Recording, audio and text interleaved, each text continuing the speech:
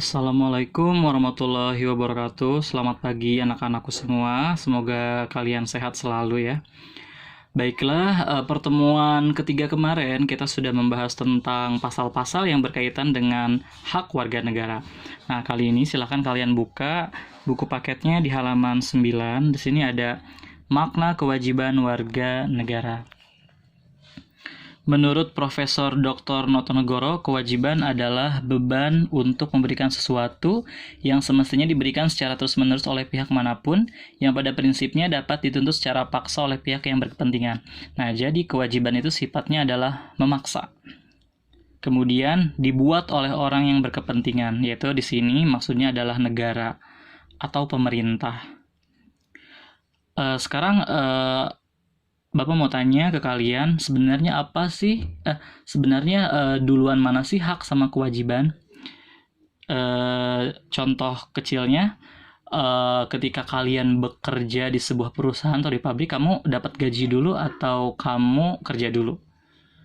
Pastinya kalian kerja dulu kan? Kerja dengan rajin, disiplin, sungguh-sungguh, lalu kalian akan mendapatkan hak berupa gaji atau upah. Nah, jadi hak dan kewajiban itu adalah salah satu hal yang tidak bisa dipisahkan, saling berkaitan. Contoh dari kewajiban yang pertama adalah setiap warga negara memiliki kewajiban untuk berperan serta dalam mempertahankan kedaulatan negara Indonesia atas serangan musuh. Kita mengenal yang namanya ada ATHGS ya. Ancaman, tantangan, hambatan, gangguan, dan serangan. Serangan musuh tentunya ya. Nah, kita di sini sudah merdeka ya. Tahun 1945, tanggal 17 Agustus. Tetapi ancaman-ancaman itu akan tetap selalu ada. Apalagi yang berbahaya adalah ancaman non-militer. Kenapa saya bilang yang paling berbahaya adalah ancaman non-militer? Karena kalau ancaman militer kita punya yang namanya Sishan Kamerata, Sistem Pertahanan Keamanan dan Rakyat Semesta, yaitu punya Polri dan TNI juga warga negara. Tetapi kalau ancaman non-militer ini yang paling berbahaya, contohnya merubah ideologi, kemudian ancaman terhadap agama, ancaman terhadap sosial budaya, itu yang paling berbahaya. Jadi kita sebagai warga negara harus berperan serta dalam mempertahankan NKRI kita. Yang B, setiap warga negara wajib membayar pajak dan retribusi yang telah ditetapkan oleh pemerintah pusat maupun daerah. Ya, jelas di sini ada pajak bumi bangunan, ada pajak kendaraan, ada pajak iklan, apalagi pajak niaga, pokoknya semua kegiatan aspek kehidupan itu akan ada retribusi ya yang telah dibuat oleh pemerintah. Bayar listrik dan lain sebagainya gitu ya. Kemudian setiap warga negara wajib menaati serta menjunjung tinggi dasar negara, hukum dan pemerintahan. Kita wajib menjalankan nilai-nilai Pancasila dalam kehidupan sehari-hari kita. Kita juga harus menaati peraturan atau hukum yang berlaku. Contoh misalkan aturan tentang berkendara ya.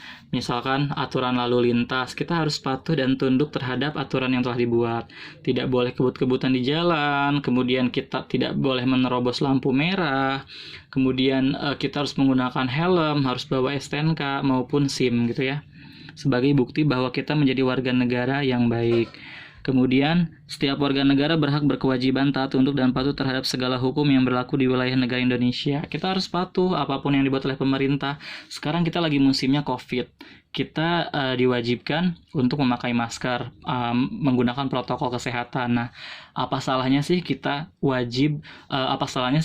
menjalankan kewajiban kita sebagai warga negara ya untuk patuh terhadap aturan pemerintah. Kita juga belajar di rumah ya sebagai salah satu cara gitu ya untuk mengurangi agar COVID itu tidak menyebar luas ke berbagai orang gitu, berbagai profesi atau berbagai wilayah. Kemudian setiap warga negara wajib turut serta dalam pembangunan bangsa agar bangsa kita dapat berkembang dan maju ke arah yang lebih baik. Nah, kita harus punya keinginan cita-cita untuk maju, jangan hanya berkembang ya.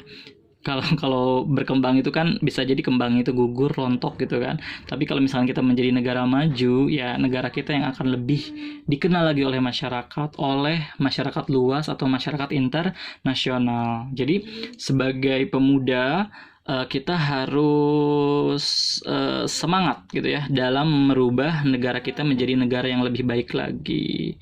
Baiklah, kita buka halaman 10. Pasal-pasal yang berkaitan dengan kewajiban ada pasal 27 ayat 1, ayat 3, 28J ayat 1, 28J ayat 2, 30 ayat 1, 31 ayat 2, nanti dibaca aja. Hampir sama sih dengan pasal-pasal yang berkaitan dengan hak warga negara. Begitu ya. Mungkin cukup pertemuan kita di pertemuan keempat. Kita lanjut nanti minggu depan di pertemuan kelima. Yang akan kita bahas minggu depan adalah substansi hak dan kewajiban warga negara dalam Pancasila. Terima kasih, saya Ruswandi. Wassalamualaikum warahmatullahi wabarakatuh.